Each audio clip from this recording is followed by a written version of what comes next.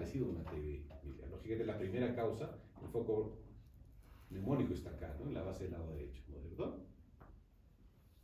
Lo puedes visualizar, ¿no? Sí. La placa de la pilia es muy parecida al histoplasma, pero la diferencia es de que en el histoplasma tenemos macrogranulia y no micro como esta. Es parecida, pero el grano es muy grueso, más de 1 a 2 milímetros. Entonces eso hace confundir mucho. Para eso es importante el componente epidemiológico y la exhaustiva investigación o interrogatorio que ustedes hagan en la anamnesis. ¿Cuáles son los síntomas? La tos está presente en la mayoría de los pacientes, ¿no es cierto? La expectoración presente en cerca del 60% de los casos, ¿no? Fiebre en el 90% de los casos, estamos hablando de inmunocompetentes. Hay un cambio en este aspecto en cuanto al adulto mayor, que ahorita lo vamos a mencionar. El dolor torácico presente generalmente cuando ya hay irritación pleural. Y la dificultad respiratoria es un aumento definitivamente de cronicidad, ¿no? O de gravedad. Esta es la misma, se ha repetido. ¿Qué nos dice ATC? Nos dice que en orden de incidencia la frecuencia cardíaca supera los 100 latidos minuto, la frecuencia respiratoria por encima de 24 ciclos minuto, hay fiebre, hay caída de la presión, tanto sistólica como diastólica, la saturación de oxígeno cae por debajo del 90, para nosotros en altura debajo del 87%, empezamos a ver crackles o rales inspiratorios, tipo subcrépitos y crépitos, ¿no es cierto? Hay disminución de los ruidos pulmonares y tenemos egofonía como una complicación de la neumonía. La egofonía, como ustedes recordarán, es la presencia de líquido, ¿no? Es la efusión. Cuando hay derrame pleural, encontramos egofonía. Y cuando tenemos un derrame secundario a una neumonía, ya la catalogamos como neumonía complicada. Y ahí es donde vamos a encontrar este signo que se llama egofonía. ¿Ya? Cuando roten prácticas conmigo, los voy a hacer cantar la egofonía. ¿Ya? ¿Qué más tenemos? Taquimia, indicador precoz de aumento de trabajo respiratorio, lógicamente, por un inadecuado intercambio gaseoso. Hay hipoxemia, ¿no? Disminución de la saturación de oxígeno, menor a 87 en altura, 90 en costa, o menor por gasometría de la presión parcial de oxígeno a 60 milímetros de mercurio. Hay fiebre habitualmente en el 60-80%, ¿no? Aunque hay un 20% reportado de casos sin fiebre, ojo. Los crépitos generalmente son audibles en la zona afectada y hay un síndrome de consolidación que va a producir, ¿qué cosa? Aumento de vibraciones vocales, matidez a la percusión, va a tener pectoriloquia, ¿no? o respiración audible o nitidez de la voz a la auscultación, pero que va a estar presente solo un 20% de los casos. En un 10% pudiese haber brote pleural, ¿no? Y ahí viene el famoso soplo tubárico, que es el que se encuentra en la neumonía, ¿no? Pero un porcentaje bastante bajo, como ustedes ven, solo un 10%. ¿Qué más tenemos? Entonces, ¿qué hemos dicho? Fatiga, hemos visto tos, fiebre, anorexia, disnea, aumento de producción de flema dentro de los principales síntomas, síntomas de la neumonía, ¿no? ¿Qué tiene el adulto mayor en comparación al último cuadro? Más común, decaimiento, alteración del estado neurosensorial, caída del apetito, incontinencia urinaria, no hace fiebre, ojo, no hace leucocitosis el adulto mayor, pero ¿cómo nos identificamos, cómo nos damos cuenta que el adulto mayor esté entrando en un foco infeccioso? Precisamente por esto, decaimiento, pérdida de apetito, escasa o nula tos, escasa o nula producción de flema, muy diferente a lo que vimos anteriormente, ¿no es cierto? Listo. ¿Cómo llegamos al diagnóstico? Una correcta y exhaustiva anamnesis, signos vitales, un examen físico y lógicamente a nivel radiológico los infiltrados nuevos, ¿no? De reciente aparición en la radiografía de tórax, fundamentalmente. Igual, una neumonía lobar, ¿no es cierto? En base derecha, bastante consolidada. ¿Qué limitaciones tenemos en cuanto al diagnóstico? Una proporción importante de pacientes, 30 al 50%, no presenta expectoración. Eso nos dificulta un poco el diagnóstico, pero la clínica es la que va a mandar ahí. Los hemocultivos tienen baja sensibilidad. Fíjense, 2 a 3% de pacientes ambulatorios nos van a indicar agente etiológico por hemocultivo. y un 10 o 20% de los hospitalizados solo tienen bacteria. Los métodos invasivos no se justifican de inicio, básicamente son pruebas de control laboratorial. De inicio no tenemos mucha sensibilidad con cuanto a los métodos laboratoriales, si se dan cuenta. Es importante tener e identificar el agente etiológico. ¿Y cómo lo vamos a hacer? Con un cultivo de esputo. Y para que sea una buena muestra del cultivo de esputo debe tener por lo menos la presencia de más de 20 polimorfonucleares por campo, al menos 10 células por campo, al menos un microorganismo identificado predominante, ¿no? Solo en el 50% de los casos, como decía al inicio, podemos identificar empíricamente el microorganismo. Por eso es importante el componente epidemiológico del paciente. Los laboratorios son necesarios definitivamente como biomarcadores y como valoración inicial de a qué estamos encontrando. Y algunos puntos o algunos scores nos van a servir para identificar la gravedad de la neumonía. El estado mental, el pulso, la frecuencia respiratoria, la presión arterial, la temperatura son algunos marcadores que nos van a indicar la gravedad.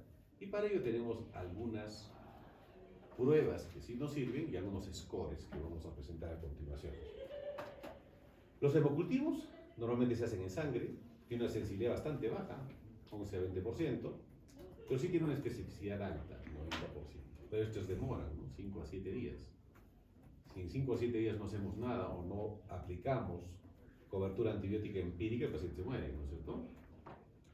Los cultivos gram positivos o gran y cultivo, la muestra es de la expectoración, tiene una sensibilidad baja también, 10%, la especificidad es variable. El antígeno de neumococo, generalmente se toma de orina, esta sí tiene una buena sensibilidad, 82%, y una especificidad del 97%. El antígeno para también se saca de orina, tiene también una muy buena sensibilidad, 70%, 90% de especificidad. Y el test rápido para neumococo, que generalmente se saca de expectoración, tiene una sensibilidad también aceptable, 50-80% y especificidad similar. Son buenos marcadores, pero que no lo utilizamos y no los tenemos al alcance. Nosotros en los hospitales pedimos un panel viral y salen 10 días a 15 días el resultado. El paciente está ahogado y mientras hacemos este tipo de pruebas no tenemos resultados fidedignos a corto tiempo. Pero las sensibilidades son muy buenas, si se dan cuenta. ¿Ok? Entonces, pero es importante siempre tenerlos en cuenta.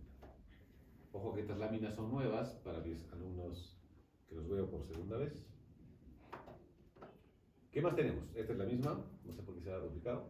Tenemos una escala, que es la de Moreno, que es un test bastante interesante que nos ayuda a diferenciar y orientarnos si estamos frente a una neumonía viral o bacteriana. Moreno considera temperatura, le da un puntaje alto. Si le da del mayor de 9 meses, también le da otro puntaje. Si en el examen bioquímico tenemos neutrófilos mayor a 8000, le da otro puntaje. Si hay neutrófilos inmaduros o callados, le da otro puntaje. Y también valora, fundamentalmente de esta escala, lo más valioso es la infiltración en la radiografía de tórax. Si hay un infiltrado bien definido, lobar, segmentario, subsegmentario, le da un puntaje de 2. Si está pobremente diferenciado o en parche, le da un puntaje.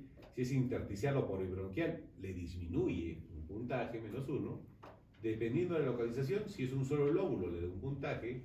Si son múltiples lóbulos en ambos pulmones, le da un puntaje.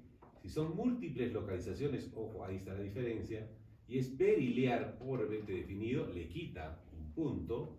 Si hay líquido en el espacio pleural, con borramiento mínimo de senos costofrénicos, le da un punto. Si el derrame es evidente o franco, le da 2 puntos. Si hay presencia de absceso, bula o neumatoceles, si es dudoso, le da 1 punto. Si es evidente, le da 2 puntos. Si hay atelectasia subsegmentaria, le resta 1 punto. Si es lobar superior, le resta 1 punto. Si es lobar en otro espacio que no sea superior, no le consideran ningún punto. ¿Y qué dice Moreno? Si el puntaje salió mayor a 4, la neumonía presumiblemente es bacteriana. Y si el puntaje es menor a 4, la neumonía es probablemente viral. Son varios test que nos ayudan también en el manejo. Porque a veces encontramos un paciente con un infiltrado característico, esto es neumonía y le metemos todo, ¿no? Federación, aceptación, mamero, banco, todo lo que tenemos, ¿no es cierto? Sobre todo los de emergencia. Entonces, estos test nos ayudan a poder discriminar en los pacientes que sí merecen, lógicamente, una cobertura antibiótica de amplio espectro y una en la cual, como dicen las guías, ahorita vamos a pasar a la parte de tratamiento y se van a dar cuenta que el tratamiento de las neumonías son los medicamentos que menos usamos. Diagnóstico diferencial de las neumonías, definitivamente una infección de vía aérea alta, que son los más comunes, ¿no es cierto? Faringitis, rinofaringitis, laringotraqueitis, laringitis, etc. Enfermedades por reactividad de vía aérea, insuficiencia cardíaca congestiva, bronquiolitis obliterante, vasculitis pulmonares, hemorragia alveolar, tromboembolia pulmonar, atelectasias, etc., ¿no? Y así pasamos a los scores de severidad. Y este es uno de los scores que más se utilizan, que es el CURB 65. El CURB 65 es una escala de la ERS, de la Sociedad Europea Respiratoria. ¿Y por qué se utiliza con mayor frecuencia? Por la sencillez de su manejo y de su acróstico, ¿no? La C de confusión, la vía renal con la urea, la R de respiración mayor a 30, la B de la presión, ¿no es cierto? Y le da mayor a 65, que va a indicar si el tratamiento debe ser ambulatorio, si debe ser observado o el paciente debe hospitalizarse. Es lo que dice la CURB 65. Acá vamos a desglosar un poquito más, ahorita les pongo otra diapositiva. Tenemos otra escala que es la IDROP, que también tiene similares características. Considera la edad, pero la edad mayor a 70 y 75, se amplía un poquito el rango de tiempo. La D de deshidratación con el boom mayor a 210, la R con falla respiratoria dependiendo el indicador por gasometría, ¿no? Y pulsioximetría menor a 90 o una presión parcial de oxígeno menor a 60, la O de orientación y la P de presión, casi similares a la que tiene la CURB 65, ¿no? Habla de sistema neurológico, renal y respiratorio, que es lo mismo que tiene la escala IDROP. Es importante que ustedes lo tengan como conocimiento, la escala IDROP. Como la CURB 65 está bastante difundida, y los americanos nunca se van a quedar atrás, ATS saca PCI, que es el índice de severidad de neumonía, que es mucho más completa, lógicamente, pero que demanda mucho más de insumo. Tiene 4 ejes importantes, en los cuales detalla y le va a dar alguna puntuación especial. Un paciente que tenga comorbilidades tiene una puntuación, si tiene neoplasia, si tiene enfermedades hepáticas, cardíacas, renales, etc. En el examen físico, si hay un estado mental alterado, le da un puntaje. Si la frecuencia respiratoria es mayor de 30, le da otro puntaje. Pareciera que solo el CURB 65 es solo el examen físico del PCI, ¿no es cierto? La presión diastólica, la temperatura, la frecuencia cardíaca, le da un puntaje, pero adicional a ello aumentan laboratorios, tanto bioquímicos como gasométricos. El pH menor a 7,35 le da un puntaje alto, el BUM mayor a 30 le da un puntaje alto, el sodio plasmático menor a 130 le da un puntaje alto. Entonces es importante que ustedes verifiquen los laboratorios de un paciente con sospecha de neumonía si es que hay caída de electrolitos, ¿no es cierto? Si la glicemia está por encima de 250 le da un puntaje, si el hematocrito está menor a 30 le da un puntaje, y a nivel gasométrico, si tiene una presión parcial de oxígeno menor a 90, 87 o menor de 60, también le da otro puntaje, ¿cierto? Y si hay presencia de derrame pleural, también le da un puntaje. Entonces el PCI, ¿qué nos indica? Si estamos en categoría 1, ¿qué quiere decir? De todo este puntaje tiene un score menor a 50 puntos, tiene una tasa de mortalidad de 0,1 a 0,4%. Ojo con esta tablita, muchachos. Y recomienda manejo ambulatorio. Si le cataloga como categoría 2, el score va entre 51 y 70, la tasa de mortalidad debe 0,6 a 0,7, también considera que debe ser manejado ambulatoriamente. Si estamos en categoría de riesgo 3, entre 71 y 90 de puntaje, la mortalidad sube de 0,9 a 2,8, ahí ya se indica observación o hospitalización. Hospitalización o observación básicamente.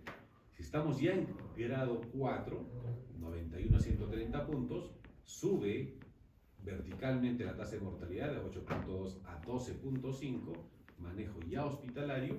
Y categoría riesgo 5, mayor a 130, 27-31% de tasa de mortalidad y manejo en terapia intensiva, manejo hospitalario. ¿Okay? Entonces es importante estos porcentajes. Listo. FINE también es una escala de ATS americana que también abrevia algunos conceptos de la PCI, pero en general el concepto es el mismo, ¿no es cierto? Habla de que si aumenta algunas cosas del aspecto epidemiológico, si vive en residencias, asilos, si hay una enfermedad neoplásica, hepática, cardíaca, renal, etc. La parte clínica es la misma, laboratorial también es similar, pero nos sirve la FINE para especificar riesgos de mortalidad, similar al que hemos visto acá, pero con una diferencia de que FINE nos muestra mortalidad al mes, a los 30 días nada más. Es la diferencia con el PCI, que casi es similar los ítems, si se han dado cuenta. Igual tiene una clasificación de 1 a 5, con las mismas escalas de riesgo de mortalidad, y que va subiendo de acuerdo al porcentaje y de acuerdo a la clase de factor de riesgo, ¿no? Igual llega a 27-30, similar al PCI. Ambos scores son similares, son de ATS. ¿Ok? ¿Cuáles son los criterios de severidad? Cuando un paciente ya hemos sacado un CURP 65, un PCI, y estamos viendo que definitivamente es un paciente que se va a hospitalizar, ¿cuáles son los criterios para indicar que este paciente se va a complicar? Criterios menores: hipotermia menor a 36 grados, un PAFI menor a 250. Recordarán que el PAFI es la división de la presión parcial de oxígeno contra el FIO ambiental o FIO2 que tenga el paciente en ese momento. Una leucopenia menor a 4.000 células por milímetro cuadrado o milímetro cúbico, que tenga infiltrados múltiples, que haya trastorno del sensorio, confusión o desorientación, y una frecuencia respiratoria mayor a 30 ciclos minuto. Y como criterios mayores, lógicamente, que esté chocado y que sea candidato a ventilación mecánica invasiva. Uremia también es un marcador con U mayor a 20, que tenga trombocitopenia, plaquetas menores a 100.000, ¿no es cierto? Y que tenga hipotensión, son criterios que nos va a indicar que este paciente definitivamente se va a complicar. Listo. ¿Qué marcadores tenemos en la neumonía?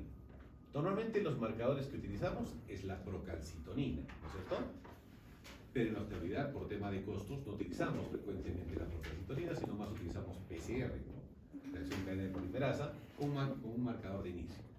Entonces, ¿qué es la procalcitonina? Es el precursor de la hormona calcitonina, está producida por las células de tiroides, ¿no? Y lógicamente que sus niveles se elevan y se relacionan cuando estamos frente a un componente bacteriano. A veces solicitamos procalcitonina para verificar cómo ha ido nuestro tratamiento o corroborar que estamos por buen camino, porque a veces el paciente puede estar con una leucocitosis ya en caída y la procalcitonina está por debajo de 0.05, entonces ya no es bacteriano el proceso, entonces necesariamente solo es un proceso inflamatorio porque ya hemos aplicado cobertura antibiótica. Es un marcador bastante bueno, pero lo que recomienda la literatura es aplicarlo de inicio, primer día, tercer día y quinto día. No hacemos esto usualmente. Entonces, por eso que es un marcador bastante fidedigno, pero no lo utilizamos por tema de costos, ¿no? Más utilizamos PCR, que es como lo que hacemos en seguimiento habitual. Pero el PCR, como ustedes saben, no es nada específico. Por cualquier inflamación se debe el PCR, entonces no es un marcador fidedigno. Tratamiento. ¿En qué casos y cuál es el tratamiento que corresponde? Lógicamente debemos definir al paciente con nuestra escala CURP 65, si va a ser ambulatorio o hospitalario el manejo, o si necesita ya ingreso a una unidad de cuidado intensivo, ¿no es cierto? Lógicamente debemos ver todos los factores que tiene, la edad del paciente, las características y si tiene o no criterios para entrar a una unidad de cuidado intensivo. Hemos visto ya esos criterios menores y mayores que nos sirven definitivamente para identificar ello. Entonces, ¿cuál es el manejo inicial? ¿Qué dicen los europeos? Tratamiento ambulatorio, levofloxacino o moxifloxacino 5 a 7 días, ¿no? O amoxicilina pura o amoxicilina más ácido clavulánico. No utilizamos en nuestro medio este tipo de drogas, ¿no? Por la tasa alta de resistencia que tenemos actualmente. Si un paciente con neumonía le das amoxicilina, el paciente te va a tirar en la cara la receta, ¿no es cierto? porque ya sabe que es una droga que se manipula muy rutinariamente, o se puede utilizar un metalactámico más un macrólido tipo acitromicina o claritromicina. Es lo que dicen los españoles. Todo por vía oral en manejo ambulatorio. Cuando se precisa de internamiento, se debe utilizar cefalosporinas de tercera generación tipo cefotaxima o ceftriaxona o amoxicilina clavulánico endovenoso más un macrólido tipo acitromicina o claritromicina, que puede ser también endovenoso, ¿no? O utilizar una quinolona respiratoria como levofloxacino endovenoso en monoterapia. Todos los tratamientos duran 7 a 10 días por si acaso. ¿Qué más dice? Si el paciente va a entrar a unidad de terapia intensiva, utilizar una cefalosporina no anticenomónica a dosis altas, tipo ceftriaxona, cefotaxima, o adicionar un macrólido, tipo acitromicina o claritromicina, esta última por vía endovenosa. Alternativa, una quinolona respiratoria, que es el levofloxacino por vía endovenosa, en vez del macrólido, y duración del tratamiento se amplía, 7 a 14 días en esos pacientes hospitalizados en terapia intensiva. Si hay sospecha de aspiración, se puede utilizar amoxi más ácido clavulánico por vía endovenosa o amoxicilina 2 gramos endovenoso cada 8 horas por 14 días, o utilizar una quinolona respiratoria también, que es el moxifloxacino de amplio espectro, un carbapenem, ertapenem o bien clindamicina. Si hay sospecha de infección por pseudomonas originosa, utilizar pipetazo, piperacillina tazobactam, o una cefalosporina de cuarta, cefepima, o un carbapenem tipo imipenem o meropenem. Ambos por vía endovenosa, o añadir una quinolona simple, como el ciprofloxacino por vía endovenosa, o levofloxacino igual por vía endovenosa, ¿no? Una quinolona más potente para vía aérea. O bien añadir un aminoglucósido tipo amicacina en lugar de la quinolona. Y utilizar tobramicina por vía endovenosa, esta última no tenemos en Perú, tobramicina, o amicacina por vía endovenosa, que es una asociación muy frecuente que utilizamos. Los aminoglucósidos potencian la acción de la quinolona, por eso normalmente UCI maneja bastante lo que es quinolonas y aminoglucósidos. La duración del tratamiento normalmente debe durar 14 días. ¿Qué dice ATESE? Algo muy similar a lo que dijo los europeos. Paciente que está con Streptococcus pneumoniae, ¿no? Utilizar inicialmente acitromicina o claritromicina o eritromicina, un macrólido respiratorio. Alternativa a estas drogas, si fuese muy gastrolesivo, doxiciclina, que es una droga que no la utilizábamos frecuentemente y vemos que tiene una potencia bastante buena, la doxiciclina. Si este paciente tiene comorbilidades, ahí podemos utilizar una fluoroquinolona respiratoria, tipo moxifloxacino, gemifloxacino o levofloxacino. O utilizar un beta-lactámico plus tipo amoxicilina, 1 gramo, amoxicilina más ácido clavulánico, o podemos utilizar cefalosporinas plus o cefalosporinas de segunda y tercera, tipo ceftriaxona o cefuroxima, y utilizar adicionalmente acitromicina, claritromicina o eritromicina, que son drogas que sí las tienen al alcance, ¿no? Si tenemos al alcance. Cuando ustedes estén haciendo su serum, van a tener bastante eritromicina y acitromicina en sus postas, eso es lo que más abunda. Alternativas, si es que hay mucha gastrolesividad, doxiciclina. Ojo, es una droga que no lo utilizan muy frecuentemente y es muy buena la doxiciclina. Si el paciente es resistente a los macrólidos o resistente o tiene una cepa resistencia, el objetivo es unir 2 drogas, un beta-lactámico más una fluoroquinolona respiratoria, de preferencia levofloxacino y amoxicilina más ácido clavulánico o ceftriaxona más una fluoroquinolona respiratoria. Es una muy buena alternativa en casos de resistencia confirmada.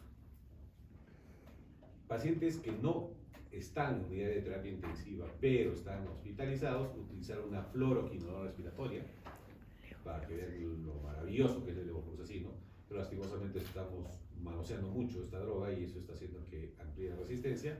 O utilizar un beta-lactámico plus tipo cefotaxime, ceftriaxona, más una ampicilina plus o una quinolona. Ojo que es un paciente hospitalizado. Como alternativa siempre la doxiciclina. Si es alérgico a la penicilina, uso de una fluoroquinolona respiratoria tipo levofloxacino o moxifloxacino. En la cabeza, leo. Es un paciente que ya está en terapia intensiva. La indicación es utilizar un beta-lactámico plus, tipo cefotaxima, ceftriaxona, o un pipetazo, ampicilina supretal, más acitromicina y o una fluoroquinolona respiratoria. Si el paciente ya se ha identificado infección por pseudomonas, la cobertura antibiótica se debe ampliar. Debemos utilizar un antipseudomónico más un beta-lactámico plus, tipo piperacilina, tazobactam, una cefalexina de cuarta, cefepime, imipenem o meropenem, o utilizar un beta-lactámico plus tipo ceftazidima o ceftriaxona más un aminoglucósido y acitromicina, 3 drogas asociadas. O utilizar un beta-lactámico plus tipo cefotaxima, ceftriaxona, cefepime, más un aminoglucósido y un antipseudomónico, que puede ser ciprofloxacino o levofloxacino. Si es alérgico a penicilina, ahí se sustituye al Astreonan por el beta-lactámico, ¿no? Porque este paciente es alérgico a penicilina, o mejor dicho, claro, alérgico o resistente a penicilina, se utiliza Astreonan. Y si en el caso fuese ya un MARSA, un metilcilino resistente, este paciente con estafilo, ya utilizamos otras drogas más potentes como es la vancomicina o el linezolid. ¿Ya? Ese es el esquema que dice ATS. Tanto las dos guías, tanto ATS como ARS, conjugan y coinciden en cuanto al manejo. Y este es un artículo de hace 2 años nada más, donde igual enfocan el tratamiento antibiótico, pero en base a PSI. Como es una guía americana, su guía marco para ellos es PSI, el índice de severidad de neumonía. Hemos visto que el PSI menor de 70 le da un riesgo bajo, ¿no? Si no hay comorbilidades previas, se puede tratar con amoxicilina pura, con doxiciclina, acitromicina o claritromicina. Pero si este paciente tiene un PSI bajo y tiene comorbilidades, hay que ampliar la cobertura. Amoxicilina más ácido clavilánico, o una cefalasporina plus, que es ceftriaxona, cefotaxima o ceftazidima, o un macrólido, o doxiciclina, o monoterapia con una quinolona respiratoria. Lo mismo que dicen los europeos, ¿no? Ahí coinciden los dos en los tratamientos. Si tiene un PSI entre 71 y 90, la tasa de mortalidad sube, ¿no es cierto? Hasta un 12%, recordarán. Si tiene comorbilidades, se va a utilizar las drogas que hemos mencionado anteriormente por las comorbilidades, pero donde cambia el tratamiento es precisamente cuando tenemos un PSI mayor a 91 o un factor de riesgo 4 o 5, ¿no es cierto? Si necesita intubación, si no necesita intubación, se puede utilizar con un beta-lactámico plus más un macrólido o monoterapia con una fluoroquinolona respiratoria, levomoxi, o un beta-lactámico plus más doxiciclina. Ese es el manejo. Pero si ya está en terapia intensiva con ventilación mecánica, el manejo, como lo mencionamos anteriormente, es un beta-lactámico plus más un macrólido, un beta-lactámico plus respiratorio más una fluoroquinolona, ¿no? Ahí utiliza ceftriaxona, ahí tenemos que utilizar drogas antipseudomónicas porque este paciente está ya en terapia intensiva. Y sobre todo se tiene que hacer cobertura para Acinetobacter baumannii, ¿no? Que es el causante de las neumonías asociadas a ventilador mecánico, ¿no es cierto? Y en esto hay una asociación de drogas. Si este paciente es multiresistente porque está en el hospital, ha sido multitratado, y ya la última cobertura antibiótica es utilizar colistina, ¿no es cierto? Que es la más potente antibiótico que existe en el mercado. Igual como mencionamos en la anterior diapositiva, si es un metilcilino resistente Staphylococcus, utilizamos vancolinezolid.